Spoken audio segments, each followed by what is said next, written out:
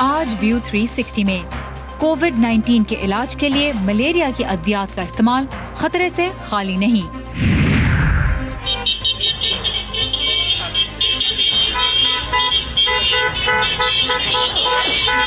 امریکہ میں خراج تحسین پانے والے پاکستانی نژاد ڈاکٹر سعود انور سے ملاقات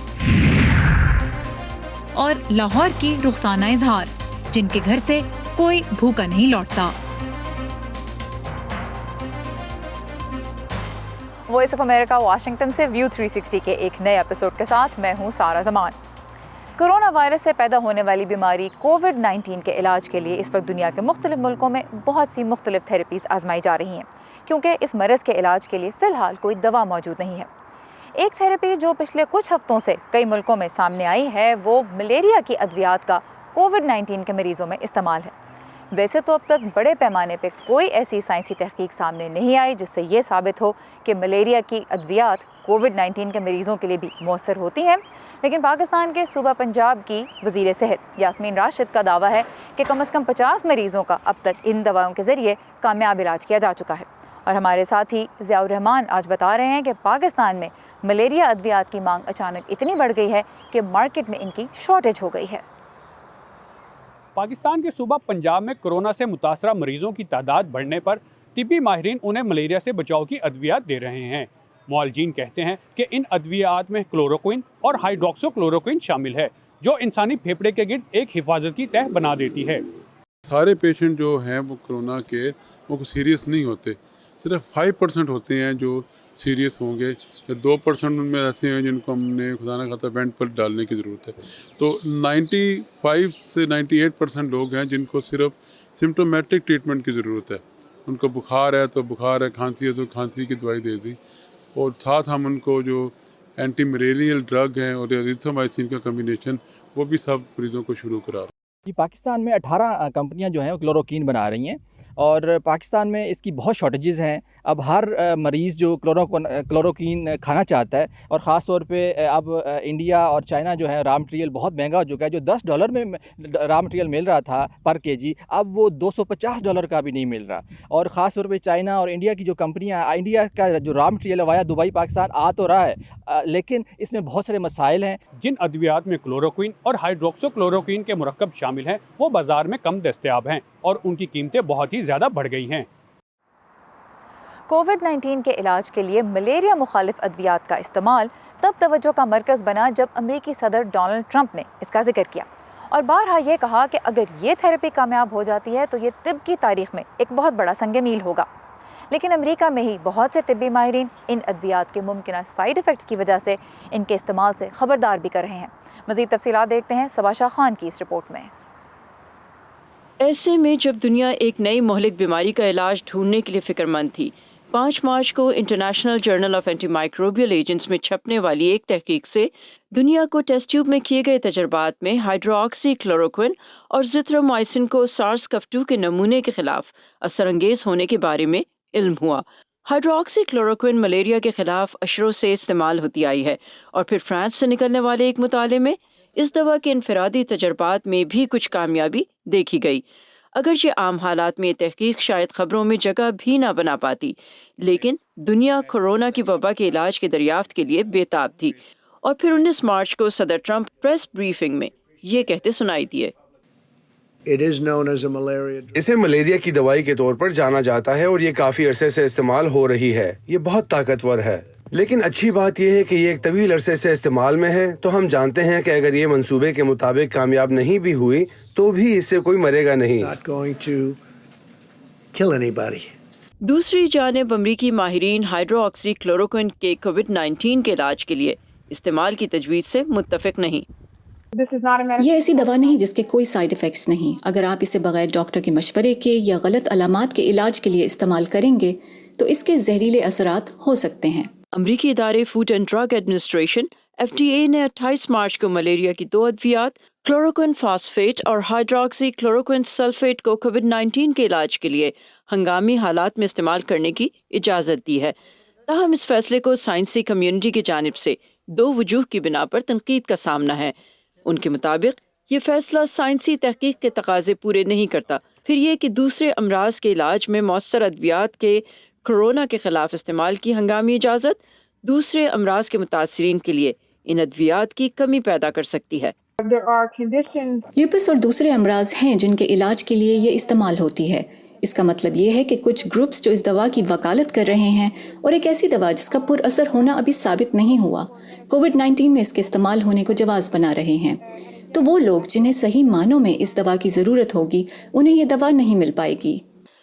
اور اب میو کلینک کی ایک اسٹڈی میں کووڈ-19 میں مریضوں میں کلوروکوئن دینے کی وجہ سے اچانک دل کی دھڑکن رک جانے کی وجہ سے موت واقع ہونے کے واقعات کا مشاہدہ کیا گیا ہے۔ کارڈیالوجسٹ ڈاکٹر سجود احمد کہتے ہیں موجودہ حالات میں اس کے دوسرے سائیڈ ایفیکٹس کا اتنا ڈر نہیں جتنا اس کے دل پر اثرات کا ہے، جس کے لیے احتیاطی تدابیر ضروری ہیں۔ امیجیٹ یوز کرتے ہیں اور اس میں QT پرولانگیشن اور وینٹریکولر ریدمیا اور سڈن کارڈک ڈیتھ کا رسک ہے۔ QT جو چیک کرتے ہیں وہ اتنا مشکل تو نہیں ہے چیک کرنا، خالی EKG ہوتی ہے۔ QT جو ملی سیکنڈ ہے وہ میٹ دا کرائٹیریا، تو پھر اس کو ہم سٹارٹ کر سکتے ہیں۔ اونلی دا پرابلم ہے کہ جب پیشنٹ جو ہے نا وہ کووڈ ڈائگنوز ہو گیا ہے، اس کو ہم نے فالو کرنا ہے ایوری 48 آور۔ ہسپتالوں میں اسٹاف کی کمی اور بڑھتے ہوئے کووڈ مریضوں کی تعداد کے باعث ڈاکٹرز کا کہنا ہے کہ وہ اپنے مریضوں کو گائیڈ لائنز کے مطابق وہ کیئر جو وہ عام حالات میں دیتے ہیں نہیں دے پا رہے، جیسے ہر مریض کا کلوروکوئن دینے سے پہلے اور پھر فالو اپ EKG کرنا، اور ان حالات میں سڈن کارڈیک ڈیتھ یا اچانک ایک ایسے کووڈ مریض کے دل کی دھڑکن بند ہو جانا جسے پہلے دل کی بیماری کا کوئی خطرہ نہیں تھا، اس دوا کے محفوظ ہونے کی جانب ایک سوالیہ نشان ہے۔ حال ہی میں برازیل میں 81 ہسپتالوں پر مبنی ایک کلوروکوئن اسٹڈی اس وقت روک دی گئی جب ہائی ڈوز دیے جانے والے مریضوں میں 3 دن میں اریتھمیا یعنی دل کی بے قاعدہ دھڑکن دیکھی گئی، اور 10 دن کے اندر ان میں سے 11 مریضوں کی موت واقع ہو گئی۔ ماہرین کے مطابق حالانکہ کووڈ-19 کا کوئی علاج نہیں، لیکن یہ دوا مریض کو دینے کے لیے خاص پروٹوکول اور احتیاط برتنا ضروری ہے، ورنہ یہ فائدے کے بجائے نقصان کا باعث ہو سکتی ہے۔ Saba Shah Khan, voice of America, Voorhees, New Jersey. کووڈ-19 کے مریضوں کا علاج اور دیکھ بھال کرنے والوں کے تحفظ کے لیے بھارت کی وزارت صحت نے بھی ہائیڈروکسی کلوروکوئن کے استعمال کی اجازت تو دی ہے، لیکن وہاں بھی میڈیکل ریسرچرز کا یہی کہنا ہے کہ ان ادویات کا بے دریغ استعمال خطرناک بھی ثابت ہو سکتا ہے، لہٰذا انہیں فی الحال صرف تجرباتی بنیادوں پہ یعنی محدود پیمانے پہ ہی استعمال کیا جائے۔ اس وقت امریکہ کی یونیورسٹی آف منیسوٹا میں بھی ایک تحقیق جاری ہے جس میں یہ دیکھا جا رہا ہے کہ کیا anti malaria drugs corona virus کے خلاف ایک عام صحت مند شخص کی قوت مدافعت بڑھاتی ہیں یا نہیں۔ دنیا بھر میں رونما ہونے والے دلچسپ اور اہم واقعات کی اپڈیٹس کے لیے آئیے urduvoa.com کی ویب سائٹ پہ، اس کے علاوہ facebook.com/VOA اردو کا پیج بھی ہم آپ کے لیے اپڈیٹڈ رکھتے ہیں۔ ٹویٹر اور انسٹاگرام پہ بھی آپ اردو VOA کو ضرور فالو کیجیے۔ تازہ ترین خبریں، اہم واقعات، آڈیو ویڈیو رپورٹس اور تجزیے دیکھنے، سننے اور پڑھنے کے لیے ڈاؤن لوڈ کیجیے VOA اردو کی نئی ایپ۔ خبریں اب ہر وقت آپ کی مٹھی میں۔ چین کے شہر ووہان کا لاک ڈاؤن ختم ہونے سے یہ امید تو ملی ہے کہ کرونا وائرس کی وبا پہ قابو پانا ممکن ہے، حالات نارمل کی طرف لوٹ سکتے ہیں۔ اب ووہان میں موجود بہت سے غیر ملکی طلباء اس نئی پیش رفت سے تو بہت خوش ہیں، لیکن ساتھ ہی ان کو اپنے آبائی ملکوں میں موجود اپنے اہل خانہ کی فکر بھی اب پہلے سے زیادہ ہے۔ وہ اس لیے کیونکہ چین میں تو اس وبا پہ کنٹرول پایا جا رہا ہے، لیکن دوسرے ملک اب بھی بہت بڑے پیمانے پہ اسی وبا سے لڑ بھی رہے ہیں۔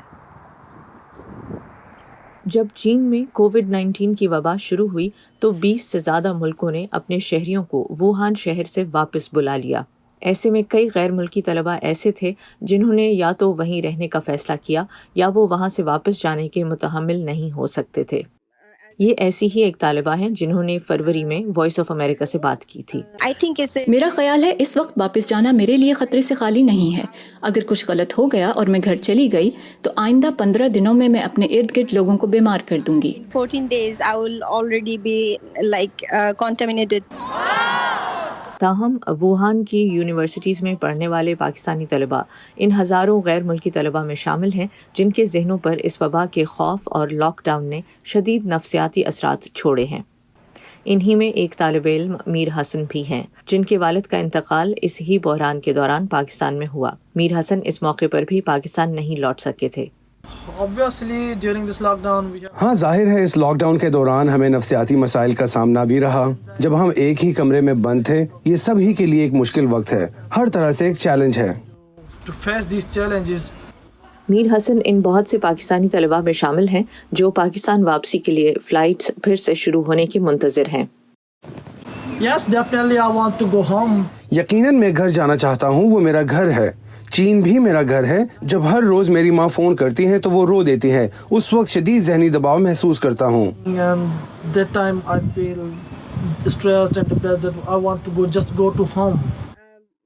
جنت النہار, جنہوں نے ووہان میں رہنے کا فیصلہ کیا تھا تاکہ اپنے ملک میں اس وائرس کو لے جانے کا سبب نہ بنے, اس وقت اپنے خاندان کے لیے فکر مند ہیں.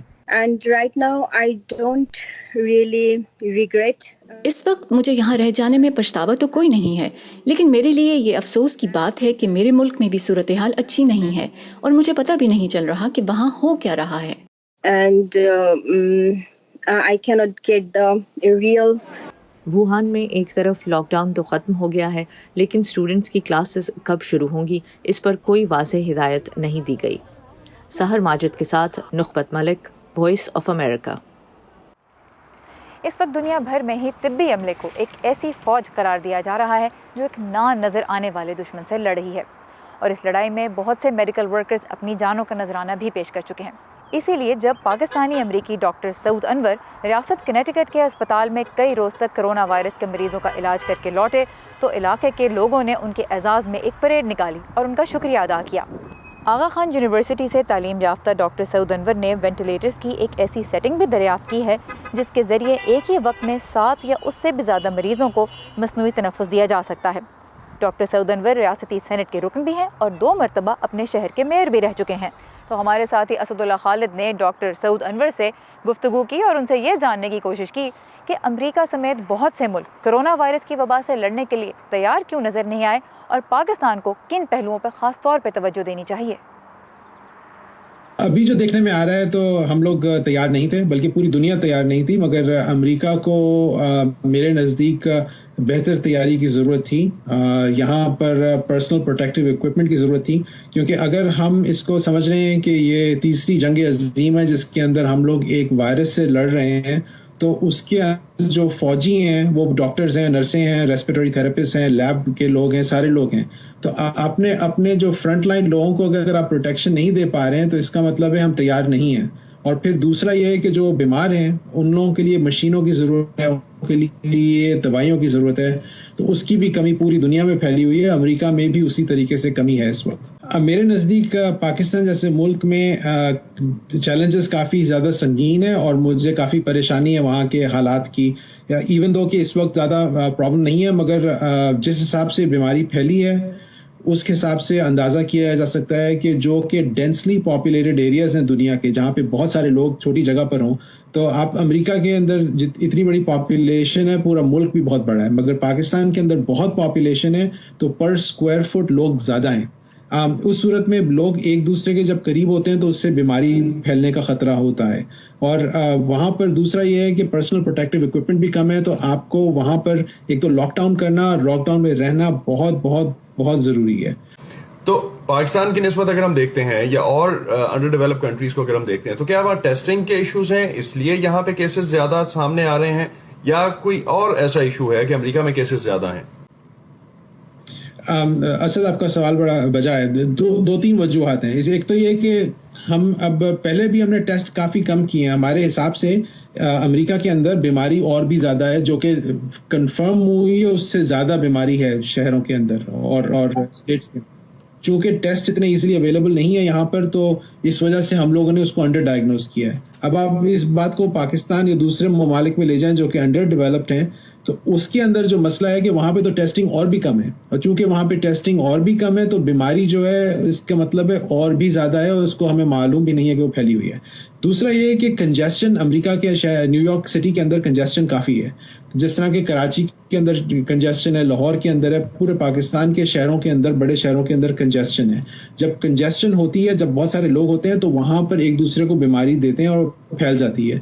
न्यूयॉर्क के अंदर बिल्कुल इसी तरह फैली है, क्योंकि लोग सबवे के अंदर ट्रैवल कर रहे हैं, लोग बसों के अंदर ट्रैवल कर रहे हैं, लोग शहर जो है मैनहट्टन के अंदर जब जा रहे होते हैं तो करीब होते हैं कि एक दूसरे से, क्योंकि रश इतना है। इस वजह से वहाँ पे बीमारी काफ़ी ज़्यादा फैली और आग की तरह फैलती है जब ये बीमारी।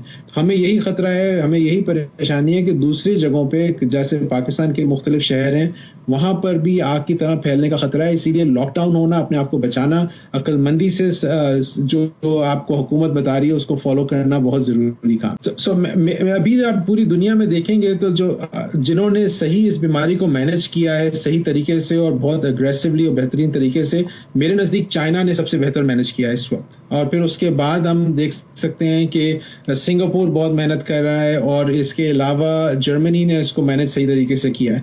अमेरिका थोड़ा बिहाइंड है की तरफ है। हमारा इलाज और तरीका और मैनेज करना ब्रॉडर पर्सपेक्टिव में इतना सही नहीं है जितना होना चाहिए था, जो हो सकता था।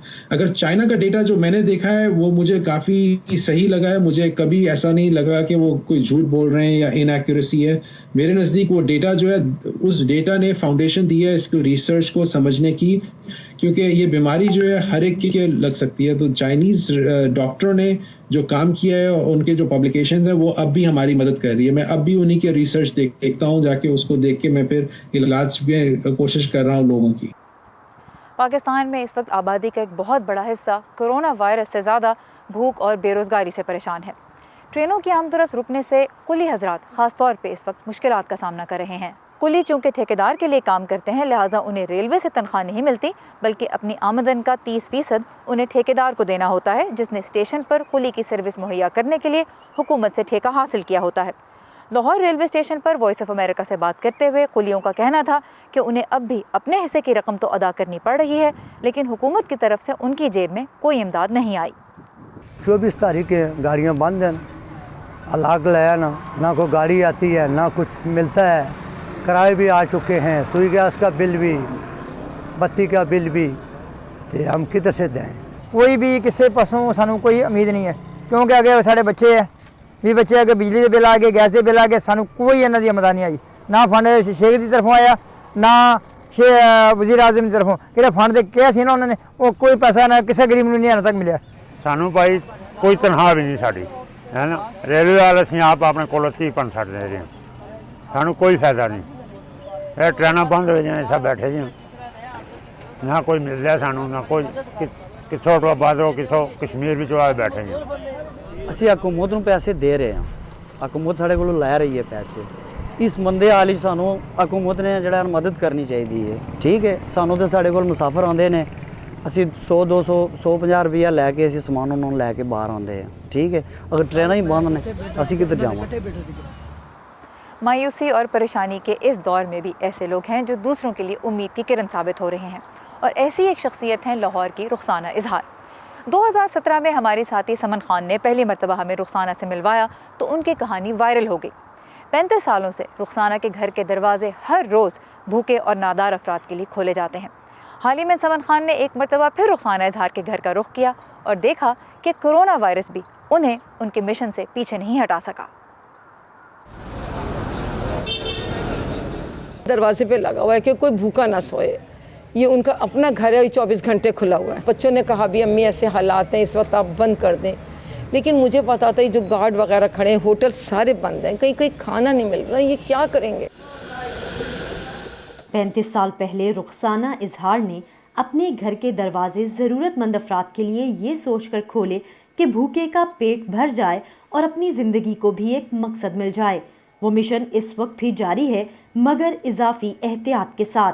गवर्नमेंट ने 4-5 फुट का फासला रखा, मेरे जाके बाहर स्टोन देखे कम से कम 10-10 फीट का फासला है, क्योंकि लोग इतने केयरलेस होते, नहीं परवाह करते, करीब आ जाते हैं। बर्तन भी उनको दिए थे कि मतलब इसको कंडेम करने के लिए प्लास्टिक को, शॉपर को बर्तन भी अलॉट कर दिए थे कि ये अपना बर्तन लाएं और इसको रिफ़िल करवा लें। रुखसाना के घर पर एक दिन में 20 से 25 देगें पकती हैं, जिनकी निगरानी वो खुद करती हैं। 24 घंटे खाना चलता रहता। अकेले मैंने 18 देगे बनाई थी और साथ 2500 रोटी थी। किसी दिन सादी दाल डाल दी, किसी दिन ज़रा सा गोश्त डाल दिया दाल में, लेकिन एक सब्ज़ी या दाल और एक चावल जो आ गया उसको मैंने हर हालत में देकर ही भेजना है। और अगर कुछ भी ना हो तो हमने और अंडे रखे हुए हैं, ऑमलेट बना देते हैं, अचार डाला हुआ है, कुछ भी नहीं हो तो बोतल भर के अचार देते थे। लोगों का हजूम इकट्ठा ना हो और सबके हाथ कुछ ना कुछ ज़रूर आए, इसके लिए सिर्फ घर के एक फ़र्द को खाना लेने के लिए आने की इजाज़त है। बच्चों को हम ज़रा सा भी थोड़ी सी भी इजाज़त देंगे ना तो एक माँ तो अपने साथ 5-5, 6-6 बच्चे ले आएगी और एक क्राउड इकट्ठा हो जाएगा। तो इसके लिए हम बहुत ही सख्ती करते हैं, बड़ी तकलीफ़ होती है, बच्चे मांग रहे होते हैं। वक्त गुजरने के साथ साथ रुखसाना के इस मिशन में उनके बच्चे, अजीज़ रिश्तेदार और दोस्त अहबाब भी शामिल हुए और उन्हें चंद मुखय्यर हजरात का साथ भी हासिल है।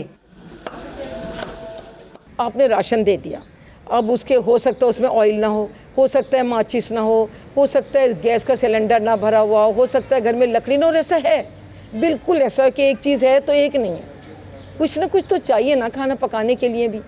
तो मुझे ये था कि कम से कम इस वक्त जो हमारे मुल्क की सूरत हाल है ना, उसमें ये खाना लें और घर में जाके बैठ जाएं, अब कल ही निकलें, अगले दिन निकलें। समन Khan, voice of America, Lahore. बहरान कोई भी हो, गरीब, नादार और बुज़ुर्ग अफराद सबसे ज़्यादा मुतासर होते हैं और अमेरिका में भी हम आजकल यही सूरत हाल देख रहे हैं। इस तबके की मुश्किलात ज़्यादा बढ़ गई हैं, लेकिन ऐसे में ही वाशिंगटन डीसी का ड्रीम सेंटर कम्युनिटी और कारोबारों की मदद से भूखों का पेट भी भर रहा है।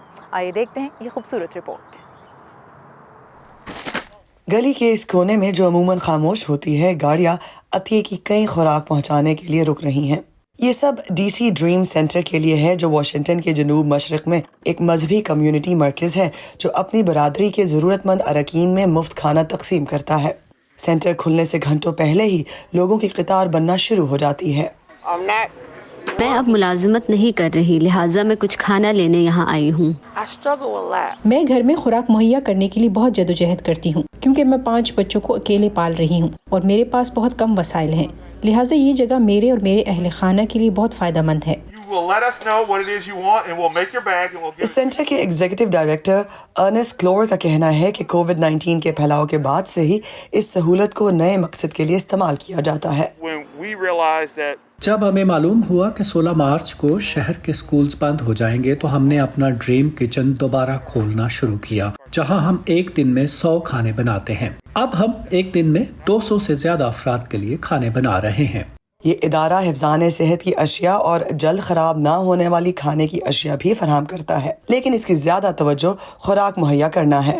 बेशतर एहतियात इलाके के कारोबार जैसे होटल से मौसूल होते हैं।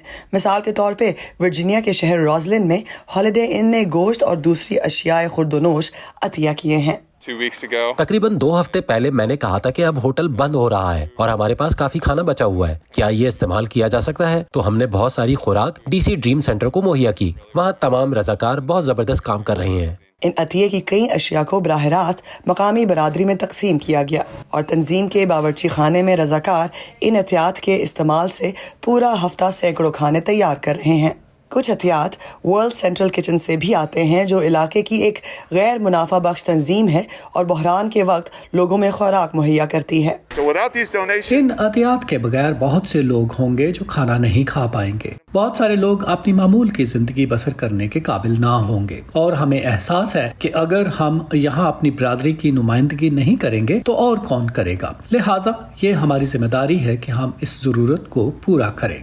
मार्च में जब इस फलाही प्रोग्राम का आगाज हुआ, तब से ड्रीम सेंटर 5000 से ज्यादा लोगों के लिए खुराक मुहैया कर चुका है। किसी एक इंसान की मदद करके भी अपनी कम्युनिटी में बेहतरी लाई जा सकती है।